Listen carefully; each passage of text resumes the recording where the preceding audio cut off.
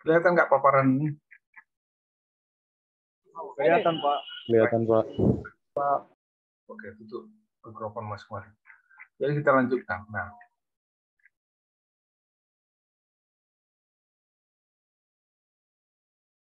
jadi kita tadi sudah sampai menjelaskan bahwa ada keragaman yang dapat dijelaskan. Dalam kasus kita ini adalah pengaruh dari perlakuan dan pengaruh perancangan percobaan pengelompokan itu. Sedangkan pengaruh yang tidak dapat kita jelaskan sama sekali, tapi kita semua faktor kita akumulasikan di sana, ya kita sebut galat, itu tidak dapat kita jelaskan.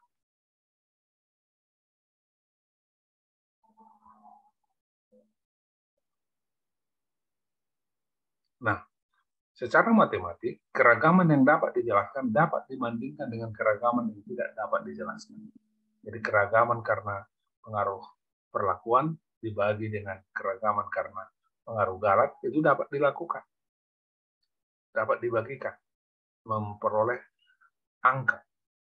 Karena masing-masing angka. Jadi, kita peroleh angka. Nah, besarnya perbandingan ini yang kita simbolkan dengan F digunakan untuk menentukan apakah suatu perbedaan observasi adalah nyata atau real. Artinya disebabkan oleh perlakuan nitrogen tadi atau karena pengaruh kebetulan, due to chance. Nah, ini kita sudah bicarakan waktu kita bicara tentang galat. Due to chance artinya disebabkan oleh faktor lain di luar perlakuan kita. Secara rumus begini dia, F sama dengan keragaman yang dapat dijelaskan dibagi dengan keragaman yang tidak dapat dijelaskan. Nah, keragaman yang dapat dijelaskan itu bisa karena pengaruh perlakuan tadi, bisa karena pengaruh perancangan percobaan yaitu kelompok tadi. Semakin besar nilai F, semakin besar peranan perlakuan terhadap keragaman pengamatan. Nah, bagaimana menghitung keragaman itu? Ada metodenya yang disebut dengan method of least squares, metode jumlah kuadrat terkecil.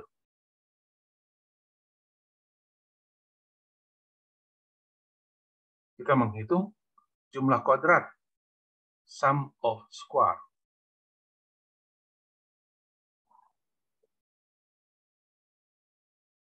Jadi jumlah kuadrat total kita hitung, jumlah kuadrat ini kita hitung, dan segala macam. Jadi kita hitung jumlah kuadrat, sum of square, total dan komponen-komponen. Nah, jumlah kuadrat yang kita singkat dengan JK jumlah kuadrat, itu adalah jumlah kuadrat dari perlakuan itu. Ditambah dengan jumlah kuadrat kelompok, ditambah jumlah kuadrat galat. Tadi kita membuatkan model percobaan kita, percobaan kelompok, acak kelompok.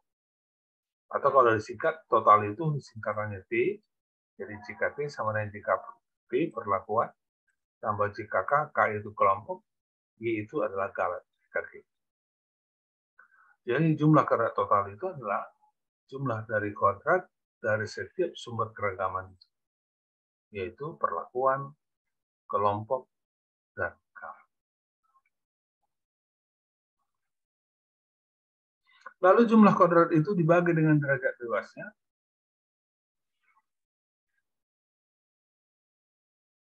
Yang disingkat dengan dB.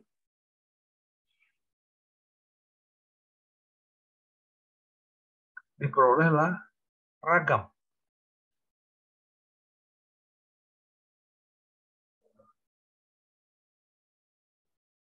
Jadi keragaman itu tadi jumlah kuadrat. Sekarang kita keragaman bagaimana menghitungnya? Keragaman itu adalah jumlah kuadrat rata-rata. Atau kita sebut dengan keragaman.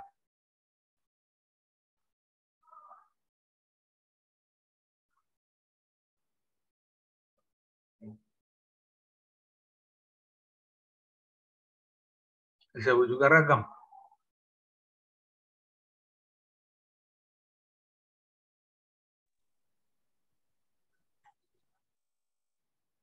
Disebut juga variance, bahasa Inggrisnya variance.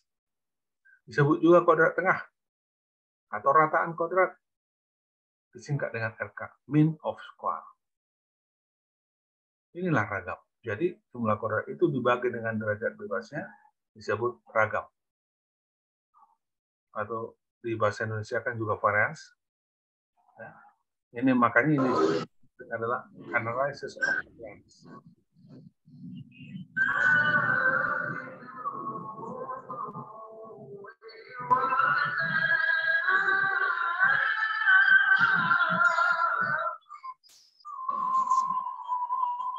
Berarti dia kayak rumah kulit sosial, Pak. Setengah jam juga lah aku tetap.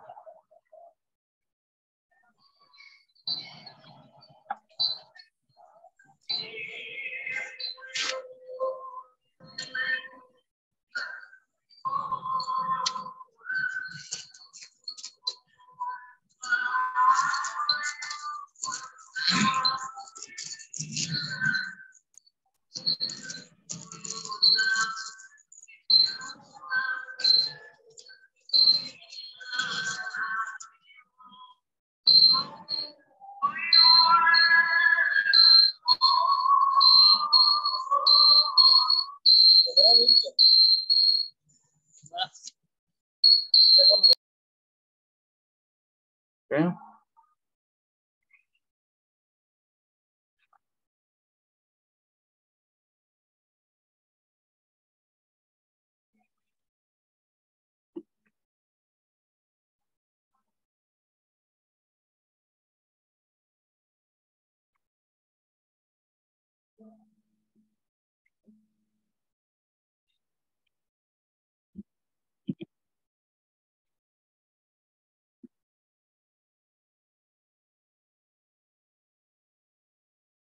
Nah, jadi kalau singkatannya kita rataan kuadrat RK, maka ragam itu sama dengan CK dibagi derajat bebas. Inilah rumusnya.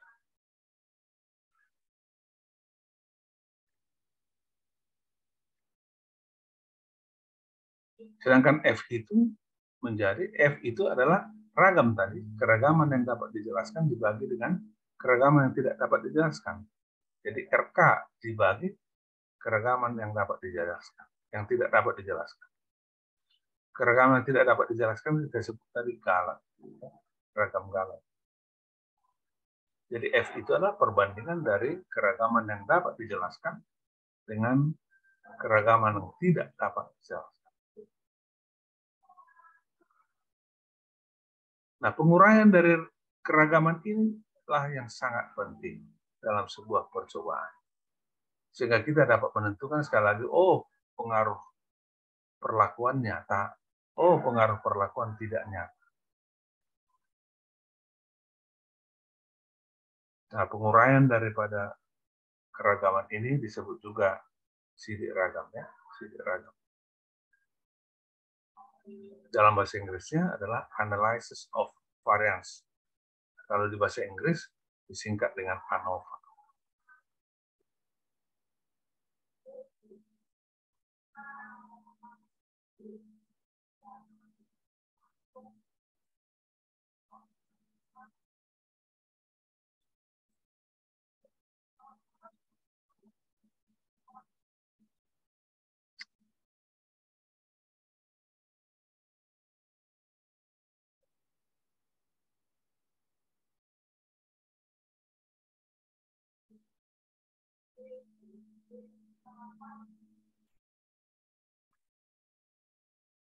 Nah, misalkan ada seperti kita buat contoh model umum ini, ya, model umum ini pada tabel 2.1 di bawah ini. Jadi perlakuan kita I sama dengan I mulai dari 1, 2, dan seterusnya sampai B. Dan rancangan yang kita gunakan adalah rancangan kelompok 1, 2, sampai R. J sama dengan 1, 2, sampai R. R itu replikasi, ulangan. Nah, jadi ulangannya ada 1, 2, 4, 3, dan sampai R. Nah, ulangannya, perlakuannya bisa 1, 2, 3, dan seterusnya sampai P. Total perlakuan PI. Ini, rataan perlakuan P1 bar. Karena ini perlakuan 1, nah ini bisa dibaca P bar. P bar. Garis yang ada di topinya ini dibaca dengan P bar atau rataan P1. Di statistika sudah kita pelajari. Nah, kalau ke bawah, ini adalah jumlah dari kelompok 1. Ini jumlah dari kelompok 2. Sorry. Nah, itu adalah kelompok pengamatan kelompok 1, ini pengamatan kelompok 2, pengamatan pada kelompok 3, dan seterusnya. Nah, kalau ditotalkan, total kelompok disimbolkan dengan K. K1, K2, K3, dan seterusnya.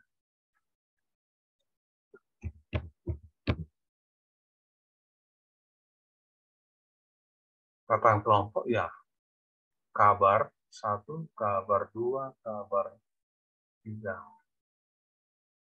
kabar R. Begitu. Jadi, kemudian rataan umum. Y bar, ya, Y bar, rataan umum. Dari rataan keseluruhan.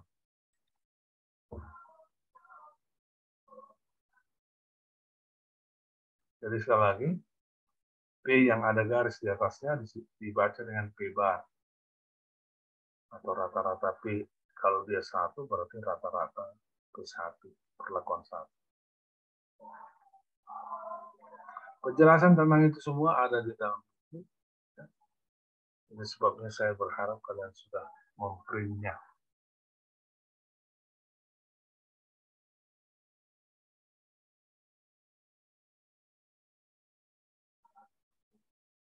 Baik, saya melihat adik-adik sekalian, saya evaluasi bahwa kalau saya kasih kelonggaran kalian masuk, itu sangat lambat kalian masuk. Tadi di awalnya ini hanya 20 sekian orang pada pembukaan pertama. Sekarang ada 40 orang. Jadi lebih dari sepertiga masuk kemudian.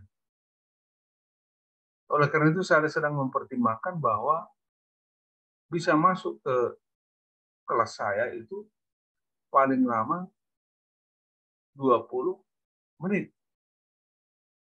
Ya, paling lama 20 menit setelah jadwal. Misalnya jadwal kita adalah tadi, kalau kecuali saya umumkan ya, jadwal kita adalah jam 14, maka paling lama kalian masuk paling lambat jam 14.20. Lebih dari itu nggak bisa masuk lagi. Saya akan tutup. Jadi itu mulai kuliah depan pada genetika, perancangan percobaan, dan statistika akan saya berlakukan seperti itu. Untuk AET, PHP, HGB. Karena saya lihat kurang ajar juga ya. Ini sekarang sudah 40. Kalau di awalnya tadi hanya 20 sekian. Jadi saya tidak merasa berhasil membina karakter kalian kalau saya biarkan gini terus. Oleh karena itu mulai kuliah depan, saya akan tutup, saya akan izinkan masuk hanya kalau saya approve, tidak otomatis. Dan saya approve pun, ya, nanti akan saya minta satu di antara kalian bertugas untuk mengingatkan saya sekian menit kemudian untuk meng-approve siapa yang mau masuk. Karena kuliah saya itu, sekali lagi, pembinaan karakter sangat penting. Bagi saya pembinaan karakter sangat penting, makanya saya kasih nilai 20%.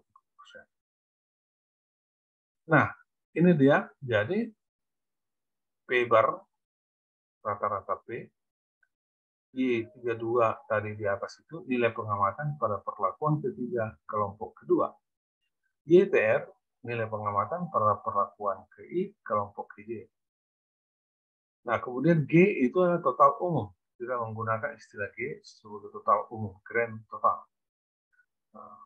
Y bar atau rataan umum itu sama dengan total umum dibagi jumlah jumlah keseluruhan anggota. Disebut dengan grand mean. Grand mean. TR jumlah keseluruhan satuan percuan anggota. Nah, bagaimana menghitung jumlah kuadrat total?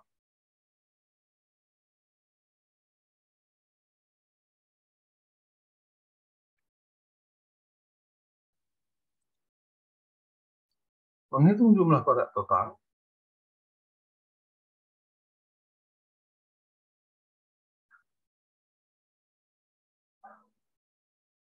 adalah penyimpangan dari setiap nilai pengamatan dari rataan umum dikuadratkan dan dijumlahkan. Maka itu diperoleh sebagai jumlah kuadrat total.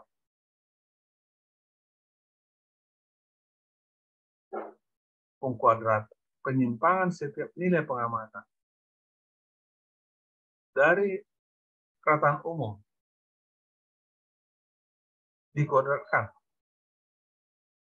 dan dijumlahkan, maka diperoleh jumlah kuadrat total.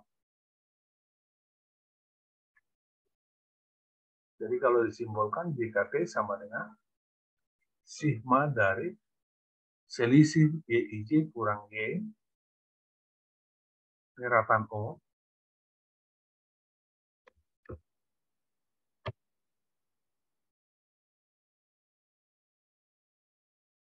dikuadratkan. Jadi YIJ kurang rataan umum dikuadratkan.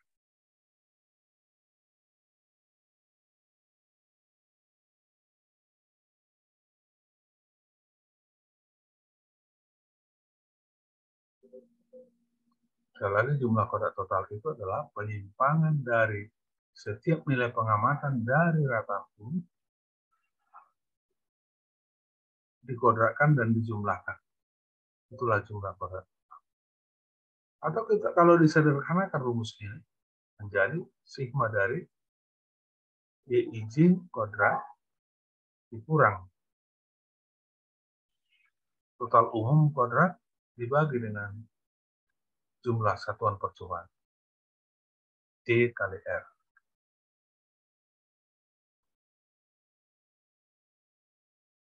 Nah, G kuadrat dibagi TR itu disebut juga sebagai faktor correction factor, disingkat dengan FK. Disingkat dengan FK. Kembali TR itu jumlah keseluruhan satuan percobaan.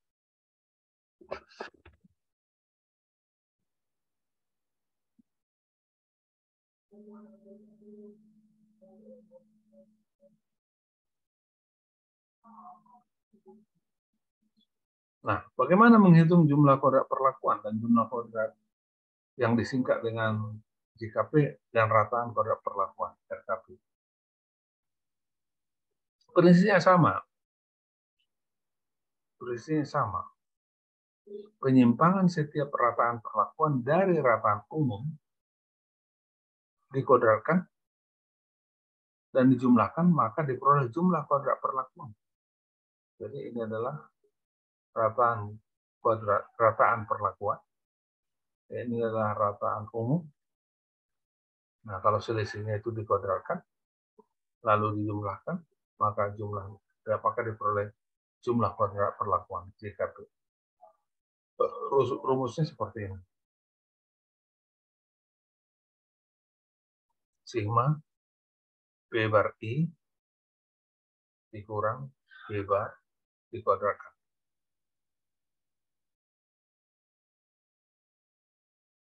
Atau kalau disederhanakan rumus itu menjadi jumlah dari PI kuadrat dibagi jumlah replikasi dikurang faktor koreksi. Kita tahu tadi FK itu faktor koreksi.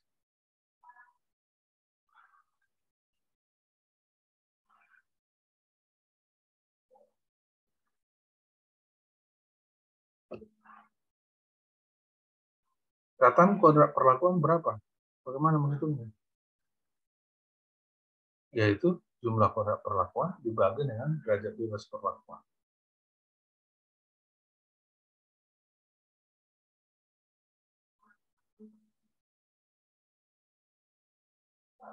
Bagaimana menghitung jumlah kodrat kelompok dan rataan kodrat kelompok?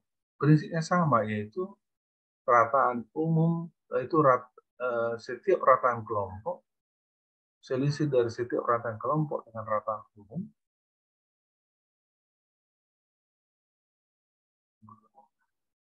dikuadratkan dan dijumlahkan, maka diperolehlah jumlah kuadrat kelompok JKK. Nah, rumusnya seperti ini.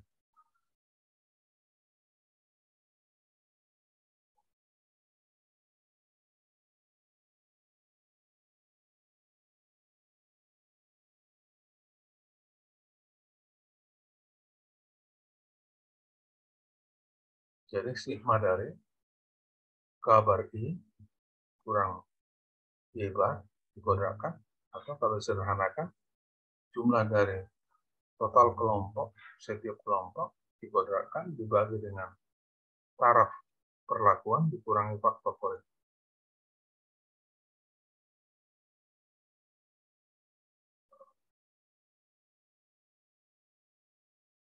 Jadi prinsipnya itu tadi, penyimpangan dari rataan umum dikuadratkan dan dijumlahkan.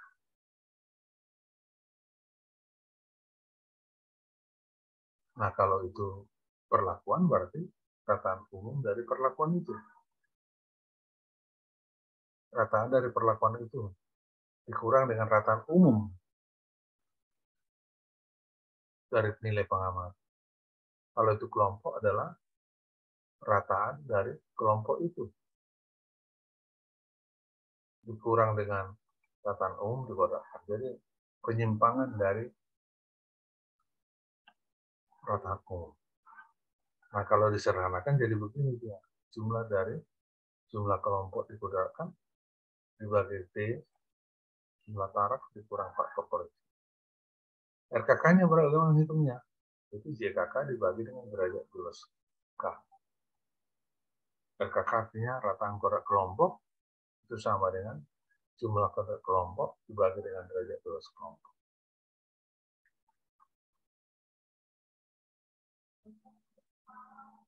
Nah, tadi kita sebut bahwa selain kelompok tadi dan perlakuan, ada sumber lain, sumber variasi yang tidak mungkin nol, yaitu galat. Bagaimana menghitung jumlah kodrat galat? Nah, kita gunakan matematik sederhana. Kita tahu tadi di depan bahwa jumlah kodrat total itu sama dengan jumlah kodrat perlakuan ditambah dengan jumlah kodrat kelompok ditambah dengan jumlah kodrat galat.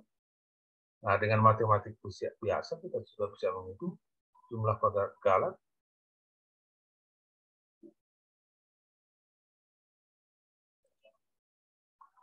sama dengan jumlah kuadrat total dikurang jumlah kuadrat perlakuan jumlah kuadrat kelompok atau RKG. Kemudian kalau kita hitung atau JK galat dibagi dengan derajat lulus K.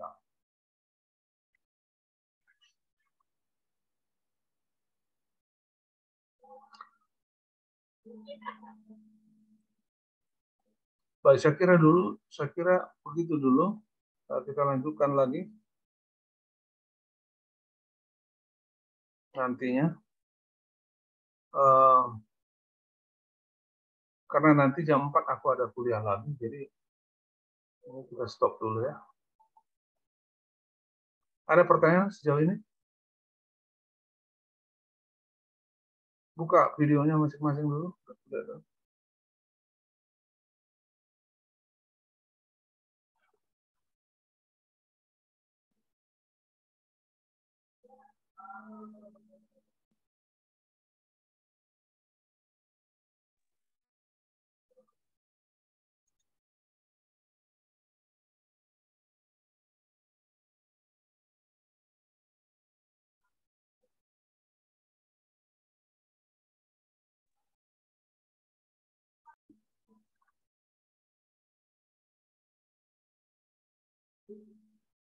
Buka videonya masing-masing.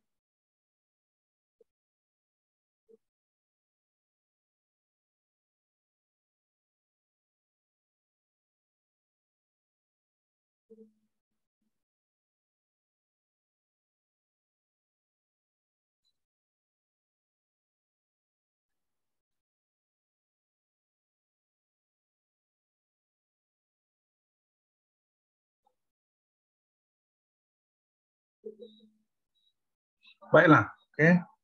Sampai ketemu lagi pada kuliah yang akan datang. Selamat sore. Pelajari buku baik-baik. Shalom, Pak. Ya. Shalom, Pak. Selamat sore, Pak. Shalom, Pak. Pak. Sore, Pak. Ya, kalian sudah tahu apa yang akan kita pelajari pada kuliah berikutnya. Kalian pelajarilah sebelum kuliah, ya. Itu gunanya saya membuat buku itu supaya menolong kalian, ya. Baik. Terima kasih atas perhatian kalian. Selamat sore.